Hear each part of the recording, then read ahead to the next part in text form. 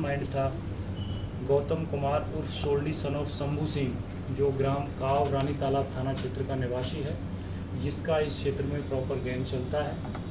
और इसके यहाँ से जब छापेमारी की गई तो इसके पास से एक देसी पिस्टल, 2 खाली मैगजीन, इसके अलावा 7.65 KF लिखा 6 जिंदा कारतूस, 3.80 का 1 जिंदा कारतूस, 8 mm KF लिखा 1 जिंदा कारतूस, 12 बोर के 30 जिंदा कारतूस और एक 0.45 का पिस्टल, 2 खाली magazine, 45 auto and S. Patna में पटना पुलिस ने लाल सोने के कारोबारियों पर बड़ा कार्रवाई किया है। दरअसल देखा जाए तो बीते दिनों लगातार सूचनाएं पटना पुलिस को आ रही थी कि बालू से अवैध खनन माफिया लगातार गोलीबारी कर अपना वर्चस्व कायम कर रहे हैं, जिस मामले में बीते दिनों भी कई कार्रवाइयां हुई है। और एक बार फिर से पटना पश्चिमी क्षेत्र में बड़ी कार्रवाई पटना पश्चिमी SP भानु प्रताप सिंह के नेतृत्व में लगभग 150 पुलिसकर्मियों ने 12 ठिकानों पर एक साथ छापेमारी की है। देखा जाए तो 4 थाना क्षेत्रों में ये बड़ी कार्रवाई हुई है, जिसमें बालू कारोबार से जुड़े हुए अवैध माफिया गिरफ्तार हुए हैं, जिसमें बताया जा रहा है कि सोल्डी उर्फ गौतम कुमार के पास से भारी मात्रा में असलहे बरामद हुए हैं। तो वहीं इसके पास से एक दूसरे देश का लाइसेंस भी बरामद हुआ है, जो कि निर्गत किया हुआ दूसरे देश का लाइसेंस है। फिलहाल इस मामले में देखा जाए तो पूछताछ में गिरफ्तार सोल्डी उर्फ गौतम ने कई अहम जानकारियां दी, जिसके आधार पर भी छापेमारी कर पटना पुलिस ने भारी मात्रा में असलहों को बरामद किया है। साथ ही साथ सैकड़ों कारतूस भी बरामद किए हैं। इस पूरे मामले की जानकारी देते हुए क्या कुछ कह रहे हैं पटना पश्चिमी SP भानु प्रताप सिंह, आइए सीधे सुनवाते हैं आपको। पुलिस को एक गुप्त सूचना मिली थी कि रानी तालाब क्षेत्र के अंतर्गत विशेषकर पालीगंज जो अनुमंडल है उसमें कुछ बड़े स्तर पर लोग हथियार रखते हैं, जिससे की मदद से वो बालू माफिया के रूप में काम करते हैं, लोगों को डराते हैं, धमकाते हैं, दबदबा रखते हैं। उसी के आलोक में एक टीम बनाई गई थी, जिसमें लगभग 100 पुलिस पदाधिकारी और जवान सम्मिलित थे। और उसी आलोक में टीमें बनाकर जगह जगह छापेमारी की गई थी। और इसमें जो मुख्य मास्टरमाइंड था गौतम कुमार उर्फ सोल्डी सन ऑफ शंभू सिंह, जो ग्राम काव रानी तालाब थाना क्षेत्र का निवासी है, जिसका इस क्षेत्र में प्रॉपर गैंग चलता है।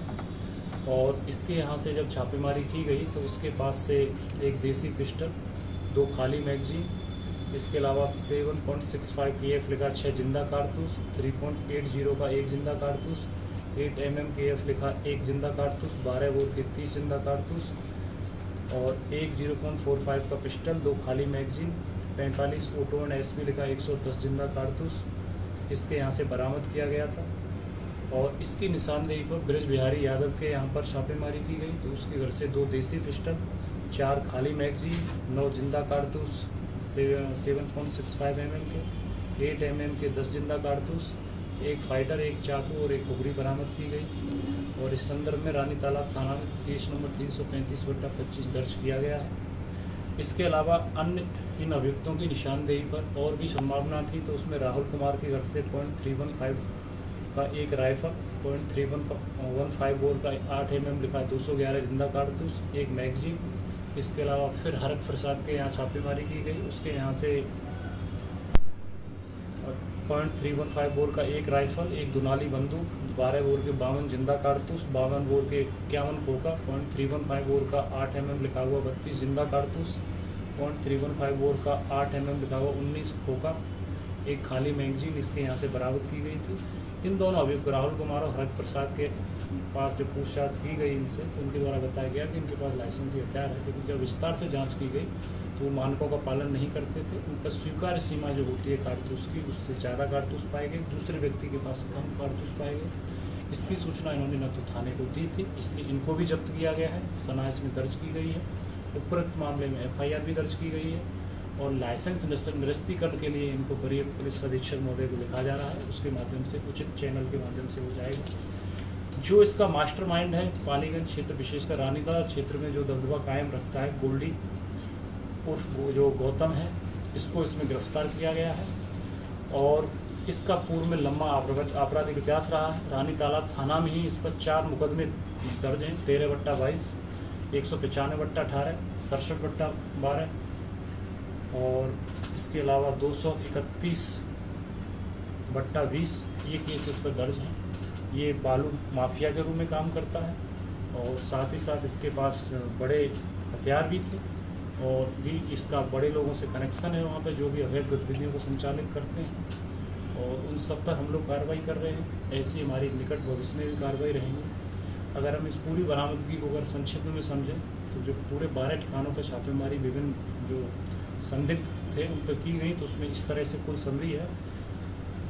3 देसी पिस्टल, एक मणिपुर लाइसेंस का देसी पिस्टल है वो एक जब्त किया गया है।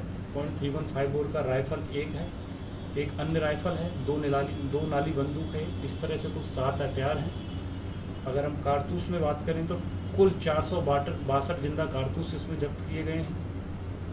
इसके अलावा 10 मैगजीन हैं, 70 खोखा हैं, इसमें एक थार गाड़ी को भी जब्त किया गया है और इस तरह छोटी मोटी चीज़ें हो रही हैं जो आपको सीजन में मिल जाएंगी। अभी इसको गिरफ्तार कर लिया गया है और अग्रतर कार्रवाई इसमें की जा रही है और पुलिस का आगे भी ये कार्रवाई जारी रहेगी। कोई जनप्रतिनिधि अवैध भी है खनन क्या? करते थे गौतम या फिर जो है रंगदारी लेते थे, वो किस तरह से अपना गैंग संभालते थे और गैंग में कितने आदमी थे इसमें? ये अपने अवैध खनन के बालू के कारोबार में लंबे समय से संलिप्त रहा है। इस चीज़ की जानकारी सब लोगों को है, भली भांति लोग वहाँ जानता है। और जो बालू का अवैध खनन ये वहाँ से करता है तो उसमें ये बड़े हथियारों की उसमें मदद लेता है और वहाँ बाकी के लोग जो उसमें हैं उनको एक प्रतिस्पर्धा होती है, उनको डराता है, धमकाता है। जिसके पास जो वेपन है कारगर हैं उसकी मदद से वो डराने में कामयाब रहता है। कोई गैंग में सर कितना बड़ा जनप्रतिनिधि भी गैंग थे है? क्या सर? कितने बड़ा गैंग में लोग काम किसी जनप्रतिनिधि के घर भी छापेमारी हुई क्या? इसमें ऐसा तो नाम नहीं है किसी का, लेकिन डिटेल्स विस्तृत डिटेल आपको अलग से मिल जाएंगी इसमें अगर किसी का है। लेकिन हम अपराध में कौन क्या है ये सब नहीं देखते हैं। हम सर कितने अपराध लोग में- नामजद किए गए हैं इस मामले में और कितने लोग जो अभी है, इसमें जो गौतम कुमार और सोल्डी जो प्राथमिक अभियुक्त है और मास्टरमाइंड है, इसकी निशानदेही पर जो ब्रज बिहारी यादव है जो FIR संख्या 335/25 में नामजद है। और ये जहां मणिपुर से भी इसमें जो लाइसेंस की बात आ रही है, एक व्यक्ति है जो ब्रोकर का काम करता है जो मणिपुर और नागालैंड से और जम्मू कश्मीर से जो हथियारों को लाइसेंस दिलाता है उसका भी इसमें नाम आया है। और भी इसमें नाम है, अभी जो पुलिस अनुसंधान कर रही है उन लोगों का नाम डिस्क्लोज करेंगे तो फिर पुलिस की गिरफ्तारी से बच सकते हैं। टोटल इसलिए कितने लोगों के नाम हैं? इसमें FIR में हैं लोगों के नाम, एग्जैक्ट हम नहीं बताएंगे अभी। FIR इसमें हुई है, अभी गिरफ्तारी उन लोगों की चल रही है और भी इसमें लोग हैं तो सबको पकड़ा जाएगा। सर सूचना AK-47 की थी जिस पर छापेमारी की गई थी। हाँ, AK-47 की सूचना थी, ये सही बात है। और ये बड़े पैमाने जैसा मैंने बताया कि गोल्डी उर्फ गौतम इसके पास थी और ये रखता है और हम लोग इसमें कर रहे हैं कहाँ जो भी हमारा सूचना तंत्र है वो लगा हुआ है। पूछताछ में बताया कि हथियार कितनी- 47 कहाँ रखे हुए हैं? अभी पूछताछ में नहीं बताया, पूछताछ में बताया था तो हम लोग रिकवर कर लेते। लेकिन जो मिसिंग और किडनैप बच्चे बच्ची के व्यक्ति महिला हैं उनकी बरामदगी हेतु वरीय पुलिस अधीक्षक महोदय के स्तर से जो दिशा निर्देश प्राप्त हुए उसी आलोक में हम लोग लगातार उसकी मॉनिटरिंग करते हैं।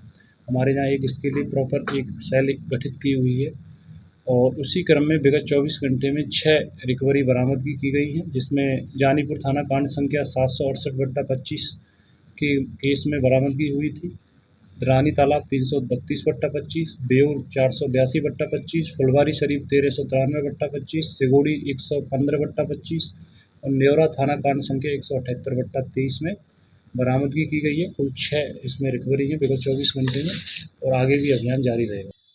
तो जाहिर सी बात है जिस तरह से पटना पुलिस की कार्रवाई लाल सोने के कारोबारियों पर लगातार देखी जा रही है और वही इनके पास AK-47 जैसे प्रतिबंधित हथियार होने की मिली सूचना पर यह बड़ी कार्रवाई हुई है, जहां से सोल्डी उर्फ गौतम को गिरफ्तार किया है। यह बड़े गैंग का सरगना बताया जो कि पुराने बालू माफियाओं के गैंग से यह ताल्लुक रखता था और इसी के तहत इसने अपना एक अलग नेटवर्क बना लिया था और लगातार बालू के अवैध कारोबार से ये संपत्ति अर्जित कर रहा था। फिलहाल इस पूरे मामले को देखा जाए तो भारी मात्रा में आग्नेयास्त्र के साथ साथ इसके पास से कई चक्र गोलियां भी बरामद हुई है। साथ ही साथ इसके पास से एक थार कार और कई जिंदा कारतूस भी बरामद हुए हैं। वही अब पुलिस इसके वो निर्गत लाइसेंस जो कि दूसरे देश से निर्गत किया हुआ है उसकी भी टोह लेने में जुटी हुई है। लगातार हमारी छोटी बड़ी खबरों से अपडेट रहने के लिए देखते रहें न्यूज़ 4 नेशन।